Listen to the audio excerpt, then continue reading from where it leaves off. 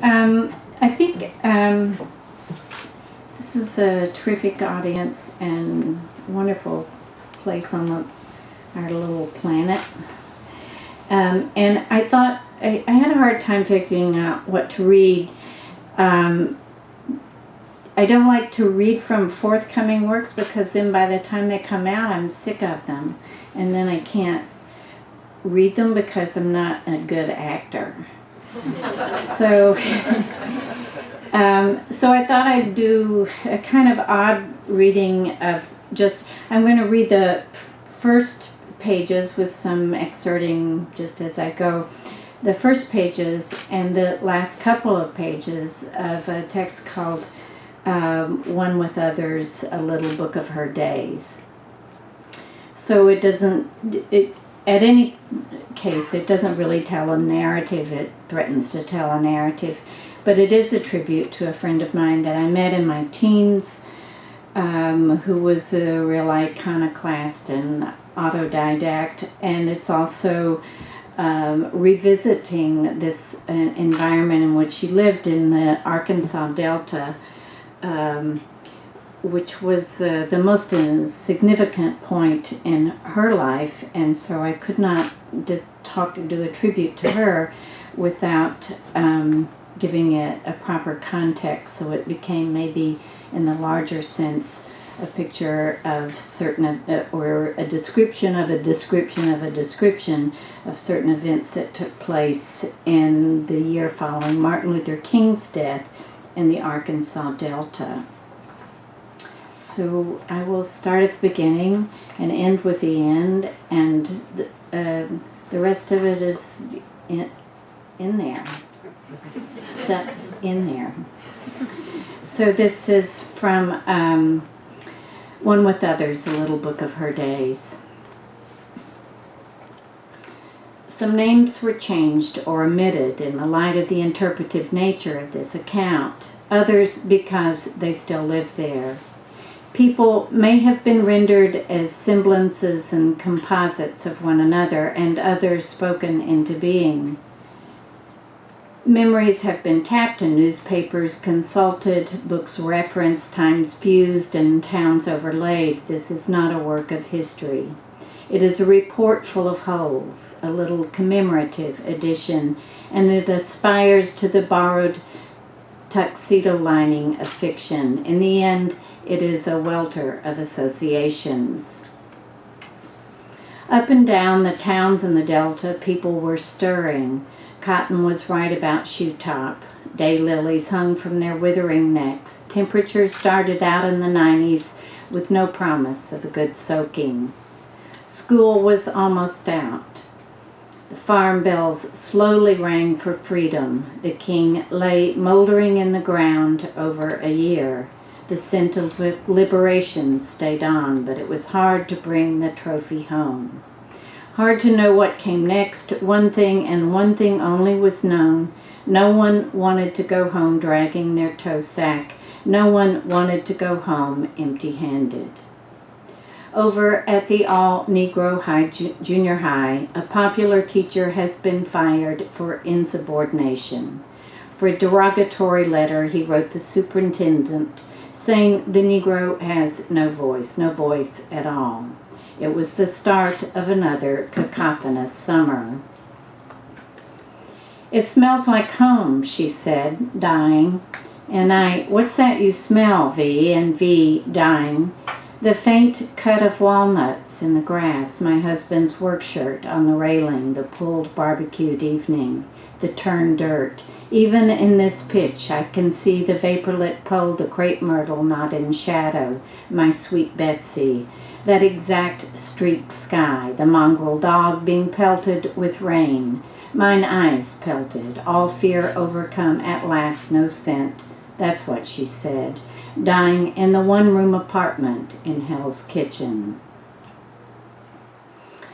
I came in by the old road from Memphis, the old military road, across the iron bridge. No one in the field, not a living soul. I drove around with the windows down, the redbuds in bloom, sky a discolored chenille spread, weather generally fair.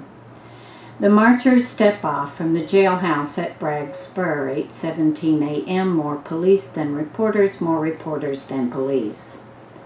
The self-described minister of the invaders, 31, and 5 others have begun their trek. Sweet Willie Wine's Walk Against Fear is on the move.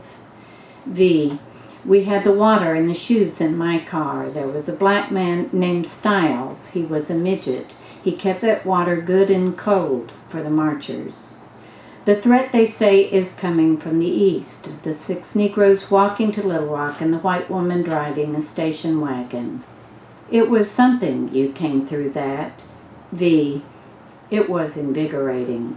It was the most alive I ever felt in my life. FBI followed me for a long time. Stringers for the Gazette and the Appeal trailed me for a year. Once every 10 or 12 years I will get a collar. I used all of my life. I told my friend Gert, you've got your life until you use it. I park in a spot of shade and walk around. Downtown half shut down. Cotton gin still going, not strong, but going. Tracks working, neglected, but working. The infamous overpass brought down.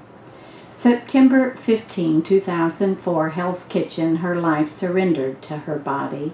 September 15, the day Padre Hidalgo uttered the famous grito that kicked off the Mexican Revolution. She would have liked that.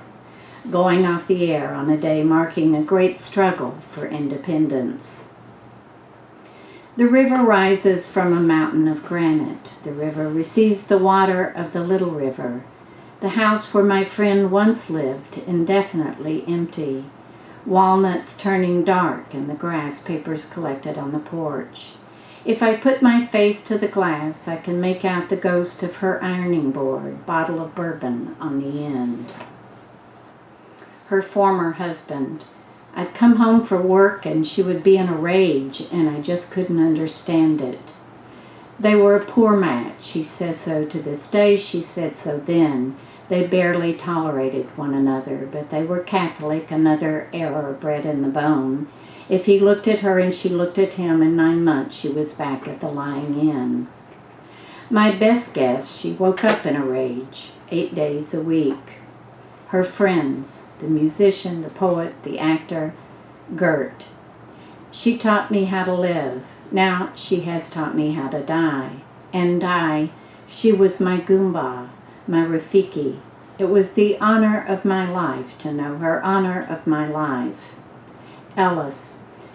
A crowd will gather and not know it walks the very street whereon a thing once walked that seemed a burning cloud.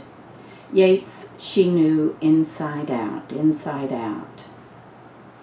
A man known as Skeeter his whole life. Oh yeah, I remember her. She celebrated all her kids' birthdays on the same day.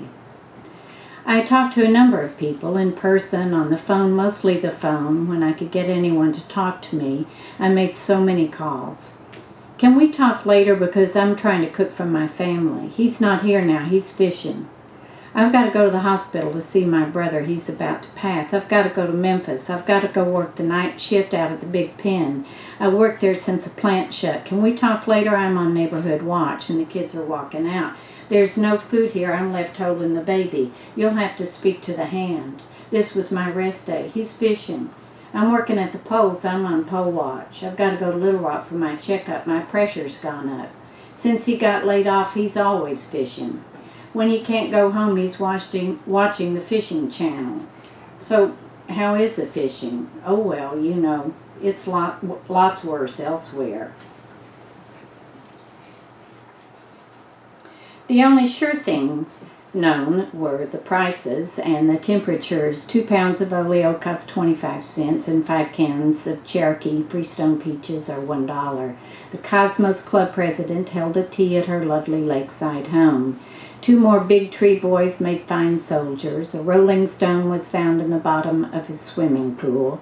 Rufus Thomas and his Bearcats will headline at the Negro Fair, and Miss Teenage America, a comely young miss, is saluted once again for her charm and pulchritude.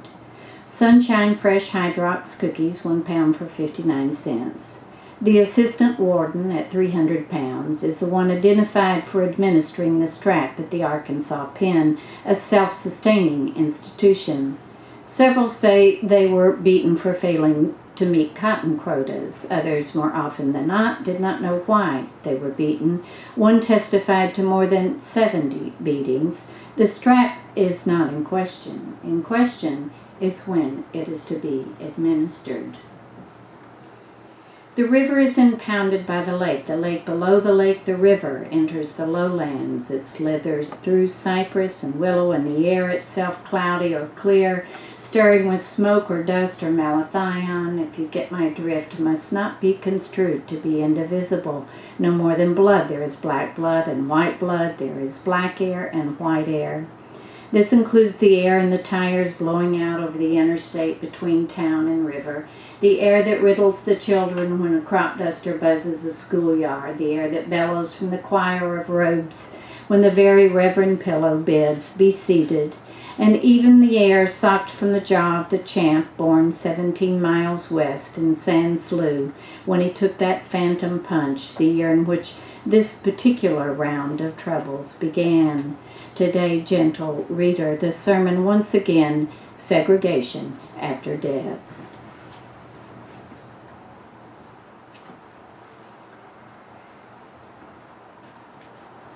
And now I'm going to read you the ending, so you really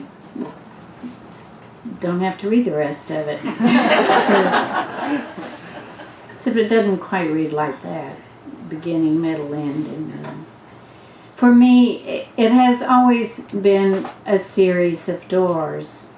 If one is open precipitously, a figure is caught bolting from bed. If another, a small table, a list of demands on school paper. If another, a child on the linoleum saying she wants a white doll. A woman sitting on a bed holding a folded flag, a shelf of trophies behind her head. An ironing board, bottle of bourbon on the end. Sewing machine on a porch. To walk down the road without fear, to sit in a booth and order a sweet, soft drink, to work at the front desk, to be referred to as gentleman, to swim in the pool, to sit in the front row and watch Run Wild, Run Free, Next Week, Death of a Gunfighter, to make your way to the end of the day with both eyes in your head. Nothing is not integral. You want to illumine what you see. Fear reflected off an upturned face, those walnuts turning black in the grass. It is a relatively stable world, gentle reader, but beyond that door, it defies description. I am standing in a sluggish line at the Memphis airport. It is too early. A little girl in a pink sweatsuit with tawny corkscrew curls stands behind me. "I wish you would just shut up," she says to the stuffed bear she holds. Her mother and I exchange holy-moly looks. I sway between standing and falling. I am flashing the black paintings before they were transferred onto canvas and a cock called Helmet, Sweet Baby JC, a frowsy bush of Sweet Betsy, and an old activist with a sobriquet, Sweet Willie Wine. There are endless rows of cotton and never enough shade or cool water, and rivers silting up and slowing to a standstill. Daytime bourbon drinkers, smelly shirts and scrap dogs, clouds of malathion, and moccasins in the storm cellar, mussels as big as dinner dishes. A land of layoffs and morbid obesity, sharp-tongued undertakers, don't pick up hitchhikers' correction facility signs. Gentlemen who could not be called gentlemen without it coming back on them. Women who could never be called man. Rusted iron bridges, towheads, do-rags, tired-out school books. Kids put in a drained pool, a pool buried and paved over. Brothers scared shitless jumping off an overpass to get away from armed, malevolent men. Brothers hiding under the preacher's pickup. Blackbirds flashing their red shoulders, speckled bowling balls, segregation after death, and how the death of reason produces monsters. Thank you.